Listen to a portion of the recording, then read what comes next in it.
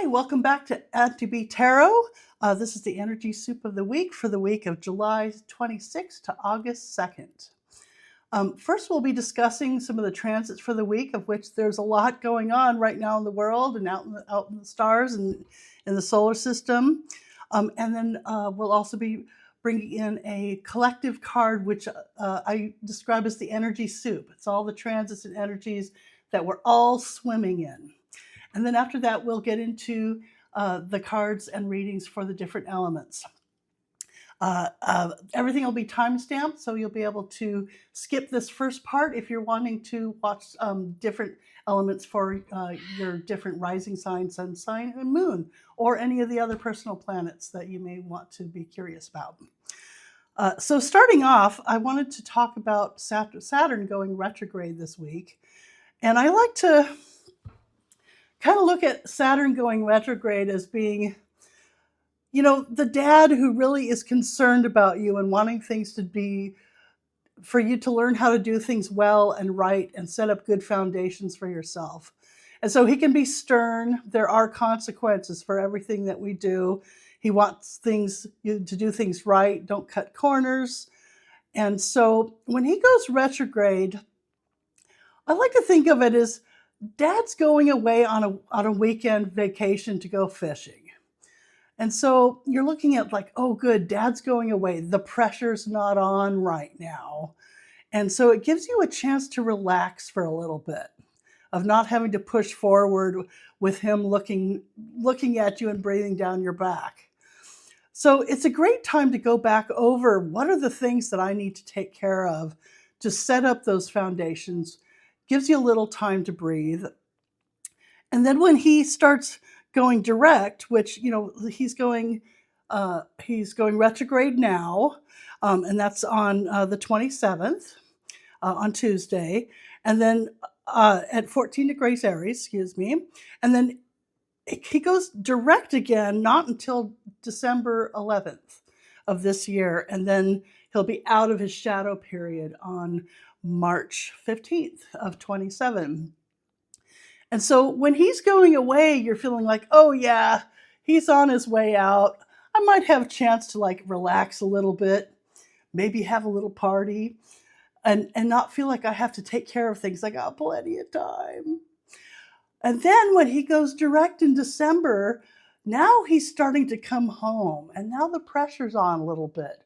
What does your room look like? Have you had a little party? What's going on? Have you done your homework? All those things. And then by the time he gets really back to where he was and back home again on March 15th, that's when if things are not done the way he wanted things to be set up, then there'll be consequences. So right now this week, it's about, when a planet goes retrograde is when they have a lot of power. So right now this week is kind of like the little discussion Dad's having with you before he leaves of, I expect the garbage to be taken out. I want that fence painted. Your room better look really good, and your grades, your homework, you better be caught up on that term paper. You better have all these things in a row by the time I get home. I'm going to go by. So right now we have a chance to look at these next months of what can we do for ourselves to set up those foundations, to act responsibly and towards ourselves and our whole situation, to really set ourselves up, because Saturn's all about consequences. If they're not done, there will be consequences that we're not going to be so happy with. On the other hand, if they are done and they're done well, the consequences is that we're going to be moving forward in a much better position for ourselves. So that's one thing I wanted to set up for. And we'll be kind of revisiting where Dad's at and when he's coming back. And how are you feeling about things in these next months to come while he's retrograde? The other thing I wanted to talk about was the full moon in Aquarius at 6 degrees this week. It is on Wednesday, on the 29th. And so this particular full moon is really magnifying a major aspect of the Barbo's basket that's been discussed for a long time, and I talked about it last week. And I'm sure if you watch a lot of readings with astrologers, you've been hearing about it. And it has a lot to do with the major energies around our collective and these opportunities that we have to really evolve as humanity. And as things, a lot of these energies have come around throughout history, having these things all at the same time in such a auspicious configuration, it allows us really to go beyond where we've gone before. And how are we going to do that in our personal lives as well as out in the collective? And so this full moon is right in line with the Jupiter-Pluto opposition of the Barbeau's basket. And it really magnifies those energies while this full moon cycle is in play. It also helps set up the fact that we are going to be going into eclipse season in 2 weeks. And so it's really kind of an entry energy going into this eclipse season for a lot of change. And so we have the Sun and Jupiter conjunct in Leo, right around 4 or 5 degrees. And it really shows the expansive heart shining a spotlight on the undercurrents around independence, technology, the future, and the transformation of all of us, we the people in greater society. So on the other hand, in the opposition, we have full moon and Pluto in Aquarius reflecting back and illuminating and challenging the transformation around overinflated public egos and dysfunctional self-indulgence. So I wanted to pull one card. I always pull one card that I call the energy soup. And it's like the underlying energy under a lot of the readings that I do. And so this one card will apply to all of the elemental readings that I'm doing for whichever one you're here for. So we'll get into that, and it'll all be timestamps. So we've got the World card reversed. This is on the Gilded Tarot. Such a beautiful deck. And so to me, this is really kind of self-explanatory of saying we are really experiencing the world being turned on its head. Things feel really upside down right now. And I feel like it also being reversed is, the world is the end of the major cycle. It's the very end card of all the major arcanas in the tarot deck. And so it being reversed, I feel like the end of the cycle is here, but it's not quite completed yet. We're in that final part where things are really, really falling apart before they can start being put back together. And so I look at this as being the underlying energy for these next readings for the elements. So,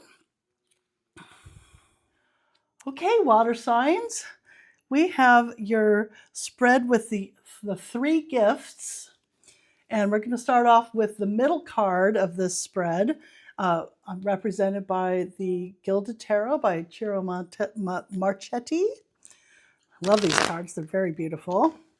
And so this card represented is about the gift of where we are in the present as the water signs. I have my Mars in Pisces, so that's my personal connection to the water signs. Okay, and so where we are right now is the 2 of Swords. This card always makes me think of David Bowie. Love.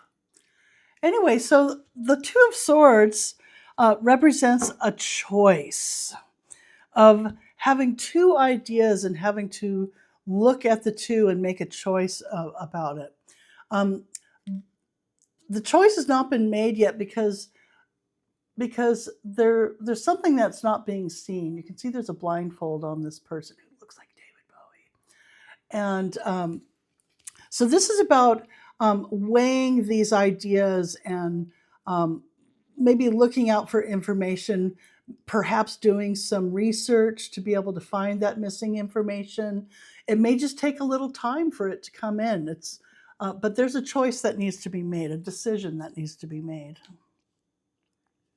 It could be about the world is changing a lot, and so we don't have enough information to be able to make a choice until things settle out in some fashion.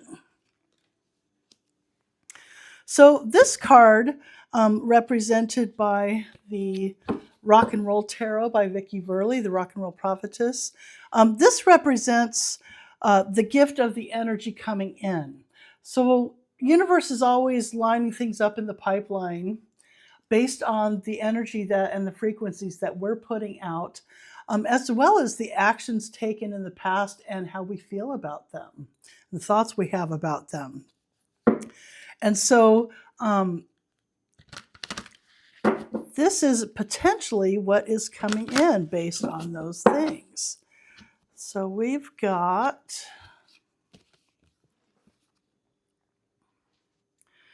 the Ten of Pentacles reversed. So this is about feeling like legacy is not being realized or will not be realized. And so I feel like this is something that a lot of people right now, especially young people, and just people of all ages, but especially the young, are feeling like what's coming down the pipeline is, I am not going to be able to have my retirement. I am not going to be able to leave legacy to my family and my younger people, that the people coming after me are not going to be able to benefit from what I have left. And so that's something that we're seeing out in the world right now. So I feel like we are at a crossroads here of having to make some decisions, but we can't see enough to be able to go, how do I provide for that in the future? How do I, what's our banking system going to be like? What are jobs going to be like? What is housing going to be like? What are relationships going to be like? And so I feel like we're at a point right now of indecision because we're still waiting to see how things are going to be changing. So I feel like that has a lot to do with this right here. And being the water signs, we're really super sensitive to all the feelings around what's going on, and things can feel like there are no boundaries on how do we swim these waters when we don't know exactly which way things are going to flow. So let's look at this card, and this card is represented by the Pulp Tarot by Todd Alcott, which I love these really retro cards. They're beautiful. This is a great deck, by the way. So this is the gift of energy that is wanting to flow away. And this is could be a gift of giving something away to someone, giving something to the greater good. This could also be the gift to yourself of forgiving something and releasing it without judgment, attachment, sadness, anger, regret. And so let's see, let's pull what this card is. We've got the Ten of Wands reversed. So we've got two tens here. So we're at end of a cycle in the past and feeling like the end of the cycle is in the future as well, of what's coming in for us. So often I find that in this particular spread that what needs to be let go often is kind of like the clog in the pipe that makes it so that things can't flow. And so to me, I feel like part of, even look at this card of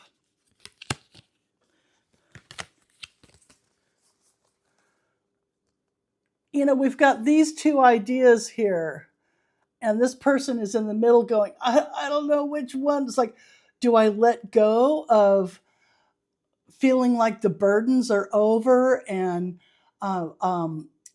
I'm at the end of the cycle of having to work this way for so hard, and it's been an uphill battle.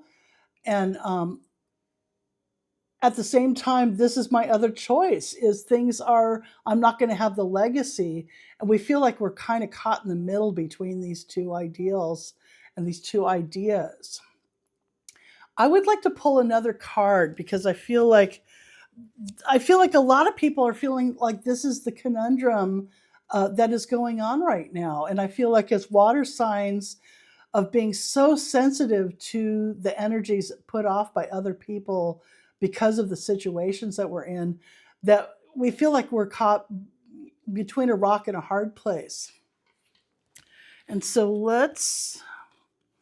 and I kind of feel like this is the rock and this is the hard place. So yeah, let's pull another card. I'm going to use the Pulp.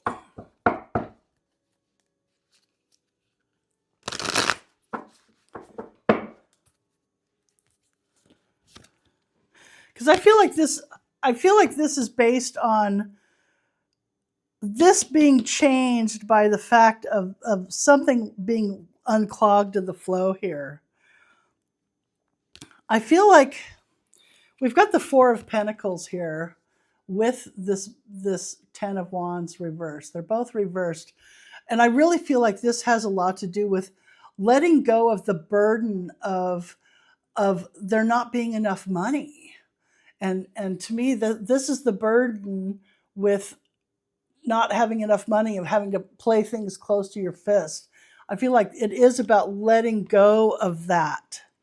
And what I love about the tarot cards is, the way the cards come out is not set in stone, and this is the way it is.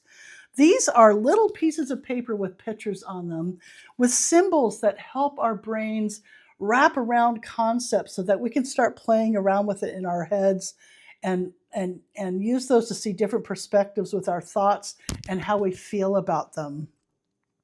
And so to me, I feel like letting this stuff go, we can change this around. Right here, what decisions we make right now, in the now, is going to help pull in what is coming towards us. This energy is coming towards us. It can be the legacy or it can be the no legacy. And I kind of feel like this can be turned around. I feel like by letting go of holding our cards so close to our chest that we're afraid to be able to make investments, that we feel like all of our resources are so finite that we don't have anything to play with. And looking at it, it's just the money. When really it's about, we can put our energy and our time and by making smart decisions, sometimes it is going to be looking at things, and we're going to have to make some decisions based on, as water signs, of how we feel. And if you look, there's little bubbles around. So I feel like this is about being in the water and immersed in the water. And so it's about not being able to see what things are logically with this, because this is a Swords card. This is about our minds and our intellect and our thoughts with the element of air. So it is about being able to feel things through. It is an air card though, and Gemini is so curious, and I feel like using that Gemini curiosity, especially with Mercury is now going direct again.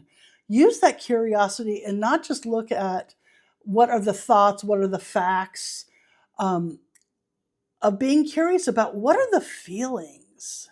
Incorporate that water into this decision and going with the feeling that I'm going to let go of, I can see the world is crumbling.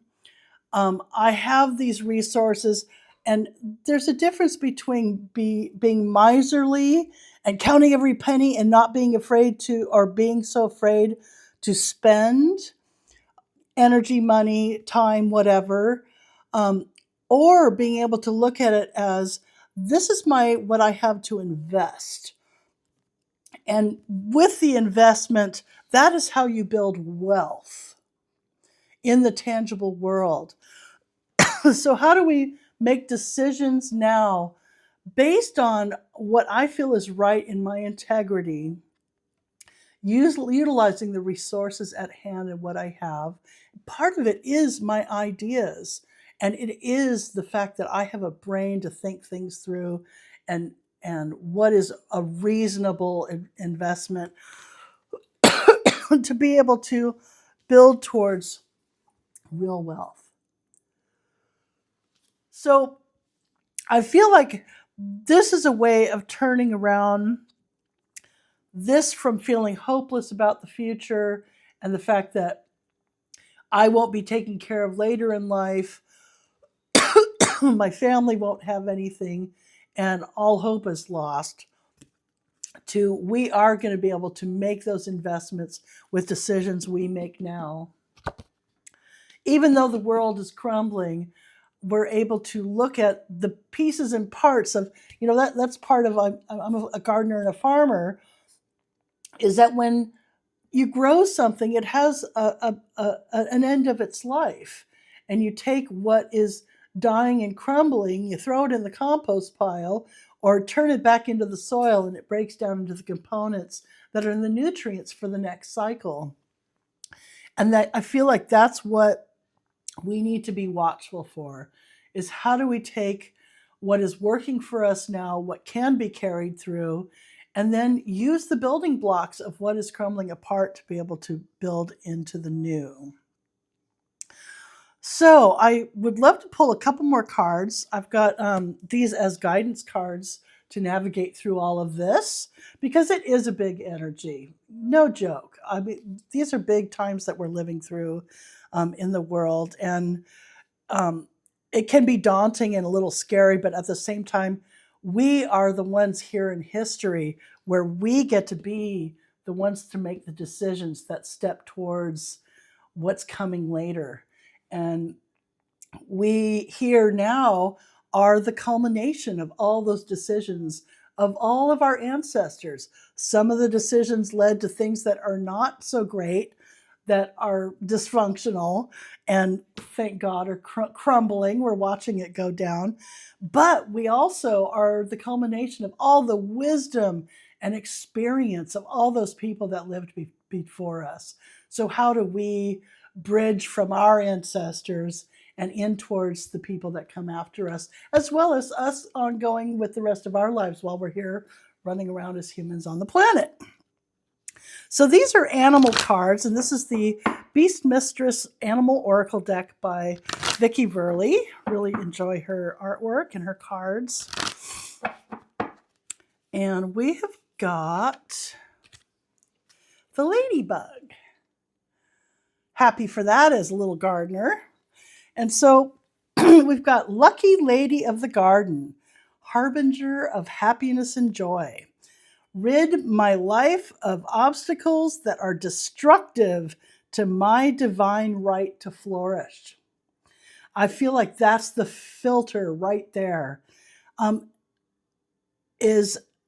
That's part of how we need to make this decision. And that's part of the filter that we may not be able to see it, but we can feel. Is it something that is an obstacle that is destructive to my divine right to flourish? And if it is, it needs to be filtered out, thrown out with the trash, and let it crumble and become the nutrients that feeds the next cycle. Lucky Lady of the Garden, harbinger of happiness and joy.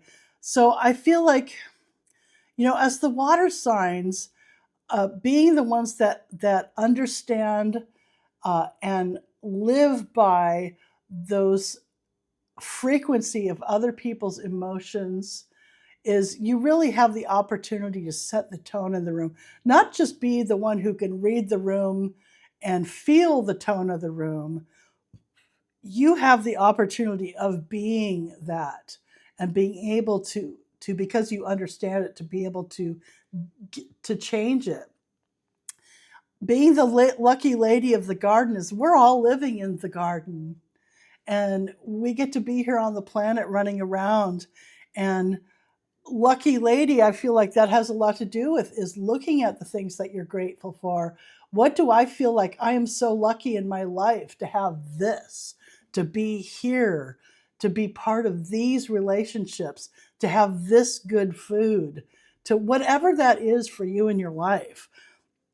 Harbinger of happiness and joy. You take that gratitude and that joy of being alive and you bring it to wherever you are, whether it's going to your friends, going and to the grocery store and talking to the checker, whatever that is, of carrying that with you, and let that be how you change the world, how all of us. I really feel like this is part of physics, is everything is frequency. And when we raise our own frequency in the world, even though the world feels like it's at a low frequency right now, when we, being in the world, raise our own frequency, we are raising the frequency. And the more that we help others raise frequency, whether it's through an interaction or creating a garden. So now you've got a beautiful spot on the block where you live. Even whatever that is, creating art, planting some flowers, making good food, making people laugh, however that is, you are raising the vibration on the planet. And that's physics. We're all raising the vibration on the planet. So anyway, I hope this was helpful. I really appreciate being able to come and do these readings with you. And if you enjoyed it, I'd love to hear how this may be affecting you in your own life. These transits with Saturn coming, of this really big full moon in Aquarius. And leave a comment. Let me know how you're doing. Give a like, subscribe, share, all that kind of stuff. And we'll see you next week. Have a good one. Bye.